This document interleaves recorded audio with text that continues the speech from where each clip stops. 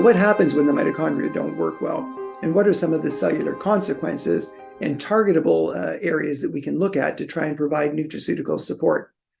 So if the mitochondria doesn't work, so for example, if you had a cytochrome B mutation, which affects complex 3 here, normally the mitochondria take the food that we eat, we break it down to what are called reducing equivalents, which are little chunks of potential energy, and these are fed into the mitochondria. When oxygen, is present, then these food particles can eventually be taken apart, we call decarboxylated, and the potential energy can be used to pump these protons into what's called the intermembrane space. In the presence of oxygen, these free radicals, these electrons will flow, and if there's an impairment, it'll form what are called free radicals, which make these reactive oxygen species.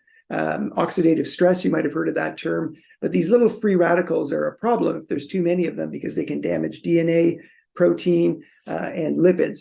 And so we do know that many patients with mitochondrial disease will get a backflow of these electrons, which ultimately come from food and are needed to generate essentially ATP when oxygen is present.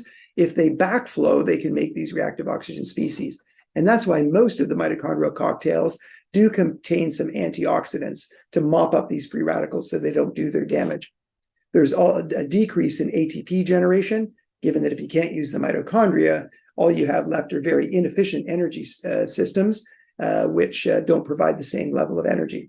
One of them is creatine. So phosphocreatine is one of the energy stores in our brain, muscle, heart, and that provides energy, but it is limited. The only good thing is that we can supplement with creatine and increase that energy store. We also see that the cell tries to compensate by increasing mitochondria. There's a process called apoptosis, which eventually kills the cells, and the cell tries to increase antioxidant enzymes, but eventually they become overwhelmed, and we have to provide exogenous antioxidants in the presence of diet and or nutraceuticals to try and compensate for these increased free radicals. So these are some of the substrates that have been used to target some of the final common pathways. So if, for example, you have a defect at complex 1, people try to bypass the defect. Things like CoQ10, succinate, and riboflavin can partially do this. People have tried to lower lactate. So if you can't use mitochondria, you flux through what's called glycolysis, you make more lactic acid, and people have tried to lower that by putting more of the lactic acid into the mitochondria with a drug called dichloroacetate and thiamine. This failed in clinical trials because it caused damage to the nerves. Thiamine, I think, is a very appropriate and safe therapy. It's a water-soluble vitamin, and certainly anyone with PDH deficiency should be on thiamine. Antioxidants, we've talked before about mopping up the free radicals. Vitamin E, lipoic acid, vitamin C, coenzyme Q10 are all antioxidants. So just taking one supplement is probably not beneficial when there's multiple final common pathways. As I pointed out, when a mitochondria doesn't work, we have oxidative stress, we damage telomeres, we deplete stem cells, we cause inflammation, and there's a variety of ways we can use multiple ingredients to target several of these pathways to try and get more bang for your buck. Now, we have published a paper in the muscular dystrophy mouse where we used 4 different compounds versus creatine alone, showing that the 4 compounds together, which included creatine, was much superior, and also much superior to the drug of choice, which is FDA approved, which is prednisone. Prednisone, I hasten to add, however, plus our multi-ingredient supplement in that study was shown to be better. So any drug that's being developed that's out there, in general, the mitochondrial cocktail does not negate the benefits. It is likely additive to the benefits. And that was very sharp focus when we did our muscular dystrophy study, that we added to the standard of care, and there was a dramatic improvement. Now, what about mitochondrial disease? What are the optimal mitochondrial cocktails? Well, first, I'll just show you this study here. This is the muscular dystrophy mouse. And what I have on the top here are measures of improvement like strength, fatigue. This is a balance and fatigue test. This is a reflection of damage. This is how fat they get. And I'll just show you a couple of things. So number 1, prednisone is the standard of care. So this is the only FDA-approved drug for Duchenne muscular dystrophy. And what we have here, these numbers are the rank. Number 1 is the best performing.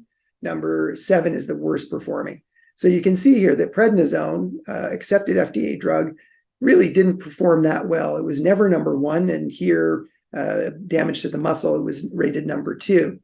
Now let's look at other ones here. We've mentioned creatine monohydrate, and again, we've shown in clinical trials it was beneficial.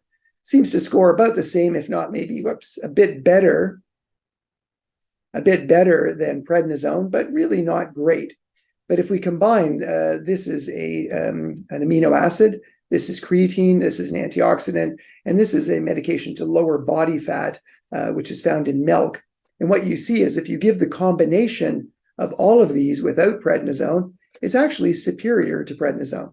Many more of these are higher numbers, lower numbers, meaning they're better. So number 1 is the best, number 2 is second best. But look here, this is our combination plus prednisone. Almost across the board, it's consistently the best supplement. So again, pointing out that multi-ingredient supplements work better than individual supplements if you're targeting multiple final common pathways of the disease in question. So we tried this strategy to target multiple final common pathways, and this was the study that I paid for out of my own clinical overage, which I could take home to pay my mortgage, but instead I chose to put it into a clinical study because I was firmly of the belief that this would work. So we used CoQ10, vitamin E, lipoic acid, and creatine to provide for mitochondrial antioxidants, also a membrane antioxidant, and also antioxidants that provide what's called a redox couple, so they recharge each other, and you know the reasons for the creatine. So we base this upon the fact that Barbara Marriage had published a few years ago using a multi-ingredient supplement with CoQ10, carnitine, B complex, vitamin K and C, showing in patients with Leber's and CPO and 3 other miscellaneous disorders that they could increase the CoQ10 concentration and ATP production in the white blood cells. Now, they didn't see any benefit to lactate, so it didn't seem to increase whole body mitochondrial function, but at least it was the first step to try and look at a combination mitochondrial cocktail in a scientific manner. So we followed up on that with the combination that I mentioned. So this was published in Muscle Nerve in 2007. So we had patients 2 months on supplement or placebo, washout for 2 months, and they crossed over. So everyone got the drug or placebo, and we compared the results on the drug to those on placebo. So we had pretty low dose CoQ10. We now use 200 milligrams twice a day. A pretty low dose vitamin E, creatine, and alpha lipoic acid.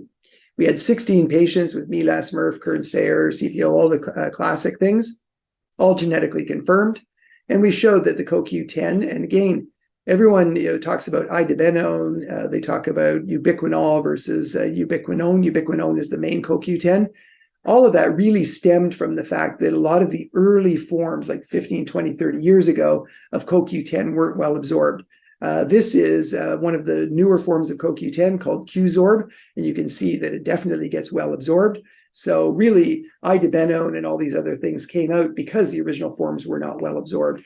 But really, the newer forms of CoQ10 perform very similar across the board. Keep in mind, this is not ubiquinol, this is ubiquinone, regular CoQ10 that you can get from Costco. This is a marker of oxidative damage, which is what I mentioned before. If you get these free radicals, they damage. This is DNA. So this is DNA damage was better on the supplement. And we showed that lactate was lower. So lactate, if it goes down, means the mitochondrial function goes up. And then we also looked at a measure of damage to the lipid in the cell, and that was lower as well. So again, self-funded, so we didn't have long-term clinical outcomes, but it shows that all of the biomarkers of mitochondrial disease were favorably enhanced on this cocktail. It was a randomized, double-blind, external party held the code, so we had no way of influencing the results. And the publication was the first really to show these benefits. So our government in Ontario now funds this cocktail. Actually, here's a picture. I'll hide the patient's name of what we get in Ontario. So this is the actual cocktail, and it's funded through a program here in Ontario based on the fact that we actually had the first randomized clinical trial in mitochondrial patients. Now, I was criticized. People said, well, Mark, you're full of crap. The only thing that works, of course, is coenzyme Q10. So I said, well, did you not read my paper in 2001 where we said that multiple final common pathways work? It's been shown in cancer therapy. It's been shown in muscular dystrophy. But the naysayers said it's all CoQ10. So I said, okay, fine. I'm going to use my extra clinical overage, not take it home to pay the mortgage, and do another study. So I'm not very happy that I had to do this study for nothing. So we did the same sort of a study, 2 months on CoQ10, 2 months on placebo, or vice versa. We gave them very high doses of CoQ10, 600 milligrams twice a day, 30 patients this time with all the classics. And we did MR spectroscopy, which cost a fortune of the brain, lactate, oxidative stress, the whole 9 yards. And what did we show? Nothing. So unlike our first paper where we showed that the markers of mitochondrial disease were better, we didn't see any improvement whatsoever, even with very high doses of CoQ10. The cycloergometry improved a tiny bit, which isn't that surprising, but the markers reflective of mitochondrial disease were not enhanced. So one of the things that I mentioned earlier when I was talking about our diet studies, we always look at body composition, because energy in, energy out, you get changes in your body composition. Obviously, we want to promote more muscle for most patients, and we want to decrease the amount of body fat, because if you've got weakness or fatigue and you have extra body fat and you have to pick it up and move, that's just extra weight that you have to carry around. Also, we know that excessive body fat leading to overweight and obesity can further compromise mitochondrial function. So I wanted to highlight an important problem that we see, and this is in mitochondrial patients and all of our muscle patients. And what it is that the BMI does not reflect your body composition very well. So when you go to your doctor, you get a BMI done, which is your height and your weight go into an equation. They give you this BMI. If it's over 30, you're obese. If it's under 18.5, you're too thin. So the problem that we have, you can see here that if we do 18.5, you can see that there's a lot of patients, especially our Duchenne boys, but also Becker muscular dystrophy. And a young lady I saw today who has CPEO, her body mass index was 16.5, which is profoundly underweight. So if you look at her and you look at all of these patients, they would be considered underweight. And people would say, feed them more, fatten them up, give them more, they're too skinny. However, all of these patients here are actually obese. So everyone past this line here is in the obese range. So how we know that is BMI is just a rough, crude reflection of body fat, but we have a $200,000 machine called a DEXA scanner, which tells us exactly how much body fat you have. And what this is reflecting is that when we actually measure the body fat, many patients who appear to be normal weight or underweight are actually obese when we measure it. And that's not that surprising, because if you shrink your muscle a lot, and the person can look skinny, but much of that still remains fat. In fact, today, that lady I was telling you about, who was grossly underweight by BMI, had 47% of her entire body was fat. So she was massively obese by proper measurements, but being reported to her doctor when you just measure BMI as being underweight. So overweightness and obesity is not just a problem for the general population. In fact, in the US, depending on the state, anywhere from 50 to 70% of patients are overweight or obese. It's even more of a problem in many of our patients because of the decreased activity that they're doing. So we know here, as I mentioned, that about on average, 66% of people in the US are overweight and obese. And you can see from 1985 to 2014, and it's even worse now, there's a greater proportion of the population that's obese. And what you can see is obviously everyone here, you'd have to be living under a rock not to see all the ads about Ozempic and all this stuff. Do you take Ozempic? Ask your doctor about Ozempic, which is a drug that tells your brain to stop eating. The challenge I have with patients with mitochondrial disease and muscular dystrophy is we already saw from my research, many people aren't eating enough. Then you tell them to eat even less. People are going to be going for very calorically dense foods, which are, not very nutrient dense, and running into even more nutrient deficiencies if you tell them to stop eating. And in fact, even in able-bodied individuals, when they take drugs like Ozempic or they get bariatric surgery, a substantial amount of the weight loss is muscle loss, because when you lose that much weight, you tend to lose muscle. So one of the themes just to keep in the back of your mind is, can we lose weight and still hold on to muscle? So this is a major issue, and much more of an issue in muscular dystrophy and mitochondrial patients. Now, one disorder we know about, cardiovascular disease, type 2 diabetes, arthritis, and even some cancers are at higher risk with obesity, but fatty liver disease is thought to be the new hepatitis C. So hep C was a viral infection which was leading to cirrhosis and causing liver damage. But now what we're seeing is with this rise of obesity, more people are damaging their liver and going on to fibrosis because of the fat being deposited in their livers. We know as well that obesity itself, type 2 diabetes, fatty liver disease, all of these issues that we see related to obesity are also associated with impaired mitochondrial function. So a classic example of secondary mitochondrial dysfunction. So think about it. If you've got a genetic mitochondrial disease, then you've got a metabolic disorder like type 2 diabetes or obesity, you're just pouring gasoline on the fire. And that can become a real issue because in aging, we call it obesity with low muscle mass. But essentially, every one of our patients with muscle disease and mitochondrial disease more or less has the same scenario. Decreased muscle, sometimes called sarcopenia, increase in body fat. Not a good combination to have. So again, we've been thinking, can we use multiple ingredient supplement strategies to try and target these final common pathways? And will it have a beneficial effect on some of these more common disorders?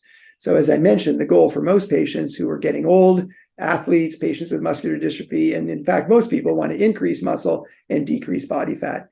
The challenge, again, for a lot of people as they get older, or if you have muscle disease, which we saw in one of our patients with SMA who had bariatric surgery because he was quite obese. When we put him on our strength device, he lost 45% of his strength because he lost so much muscle mass. And that's a real problem with Ozempic and other GLP-1 receptor agonists and bariatric surgery. So we've tried to see, can we improve muscle mass and also get fat loss?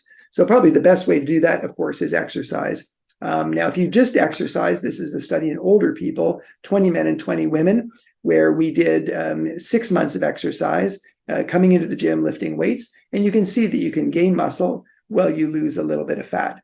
However, can that be enhanced? So we know creatine is beneficial, so we decided to put creatine in there. And one of the most popular weight loss supplements in the US and North America is called conjugated linoleic acid, which comes from milk.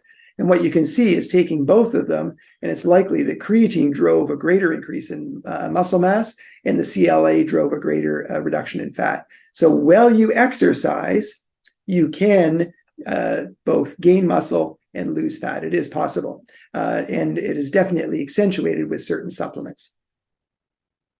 However, we wanted to take this one step further and really take a look at this whole mitochondrial enhancement thing. So we did some studies in obesity, and the mouse model here, we give them extremely high fat diet, and they get very obese and they get fatty liver disease. However, when we wanted to look for supplements, we want supplements that work with exercise, because we know that exercise is the most effective weight loss strategy. It's the most effective thing to improve your mitochondria, the most effective way to improve your health span. Can we still work in the face of exercise? And some of you might say, well, why do you even think about that? The reason we did is that certain antioxidants can blunt the benefits of exercise. So a very good study came out a few years ago showing that vitamin E and vitamin C together blunted and completely prevented all the benefits of exercise. So I was a little worried, given that what I'm going to show you has a bunch of antioxidants in it, that maybe we would blunt the benefits of exercise, and ethically I could not promote a product that did such. So what we did is we scoured the world literature for the weight loss components, and we looked for 5: green tea, green coffee, forskolin, which is a mint extract, CLA, the thing that we just talked about, and black tea extract. We then looked at our MitoCore, the ALA, the CoQ10 vitamin E, creatine as well, and beetroot. And what we did is we did all sorts of combinations in our mice, and we came down to these essential 7 ingredients, which is why we eventually called this Trim 7, which was Health Canada approved with that name because of the 7 ingredients. So what we did is you make the mice fat by giving them a high-fat diet, keep giving them high-fat diet, they get fatter and fatter. Exercise mice, that's the purple line here, they get skinnier. Not right back to normal, but they get skinnier. What I was worried about is this combination here. This is the eventual combination called Trim 7, was almost as good as exercise, but when we exercised, it doubled the benefits. So my worry was it was going to blunt the benefits, but in the presence of exercise and the supplement, you get even more. So anything that you try, remember that exercise is the most consistently proven to be effective therapy for mitochondrial disease and muscular dystrophy and human aging. So what we found is that essentially your white adipose tissue, which is the fat, if you pinch an inch under your belly, that turns into a furnace. So we increase mitochondria. So this is essentially with a high-fat diet compared to control here. You can see how much you knock down the master regulator of making new mitochondria called PGC1 alpha. And this is a component of the fourth enzyme in the mitochondria, down by about 60%. Now, with these supplements, we tried a whole bunch of them. This is only 2 of them. This ended up being called TRIM7. So you can see that it's definitely much better than the high-fat diet. This is high-fat diet plus this enhancer. But again, the consistent theme is exercise further potentiates anything that you're taking.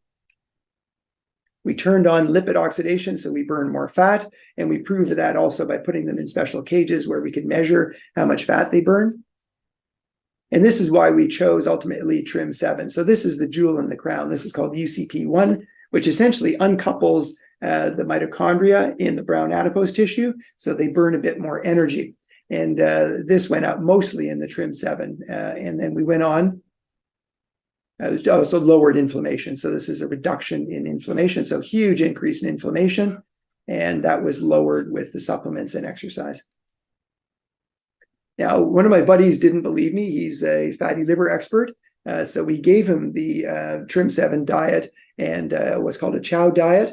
And what he found, and he's not part of our company, and we didn't pay him anything. He did this out of the goodness of his heart because he didn't believe me. He completely reversed fatty liver disease, lowered body fat, lowered something called PCSK9, which is a target for a new drug that people may be on for lowering cholesterol. And we lowered cholesterol. So this is the fat on the high fat, and that's with the TRIM7. And again, once they switched to the TRIM7, they went back to controlled diet weight. This is what it looks like. So this is a liver full of fat. And then with the TRIM7, it goes pretty much back to normal and pretty similar to exercise. I won't get into that. So what we did is we went on to do a clinical study to see, does this work in the real world in humans? So what we did is we had 60 overweight men and women, young and middle-aged. They were on this supplement for 3 months or a placebo. And the primary end point, which FDA and Health Canada want, is weight. However, more and more people are so aware now of the fact that you lose muscle mass with some of these other strategies. We did a DEXA scan to look at muscle mass. And what we found here is that when people were on the TRIM7, more people lost weight here in green versus the placebo. Everyone was just given diet advice, exercise advice, just like you are from your family doctor. Bye-bye, we'll see you in 3 months. And unfortunately, COVID hit. So you can see some people who already started off overweight and obese became even less active and ate more. But all of these people were treated the same. And the only difference is they took TRIM7. This was completely independently blinded. Third party held the code, and our research group holds the code independently if anyone doesn't believe the data. We showed about a 26 to 28% drop in fatty liver markers, but no loss of muscle mass. So it's really the first strategy where people have lost body fat without losing muscle mass, without exercise. Of course, I've already shown you, you throw exercise into the mix, everything's better. And we're now doing a study with the University of Waterloo. Independently, they're looking at TRIM7 and a muscle enhancer called Muscle 5 to see if it works in younger people who are doing exercise. So in general, just to summarize everything I've talked about, we really firmly believe, based on our clinical research study, which had no involvement whatsoever from pharma, of self-funded, that CoQ10, lipoic acid, vitamin E, and creatine really are the core, I think, of the mitochondrial cocktail. We've been giving this to patients now for over 20 years. If you have complex 1 deficiency, I'd suggest adding riboflavin. If you have PDH deficiency, I'd add thiamine. For MELAS syndrome in particular, if you should get your blood amino acids measured. And nice work by Fernando Scaglia has clearly shown that a number of patients have low arginine. And he was one of the first who was smart enough to say we should replace this because arginine and citrulline, which are very similar, can release these things called nitric oxide, which can vasodilate. So you get rid of the vasospasm during an acute stroke in MELAS syndrome. So we give intravenous arginine during a stroke, but we usually replace the citrulline or arginine. You can do either one. They do about the same.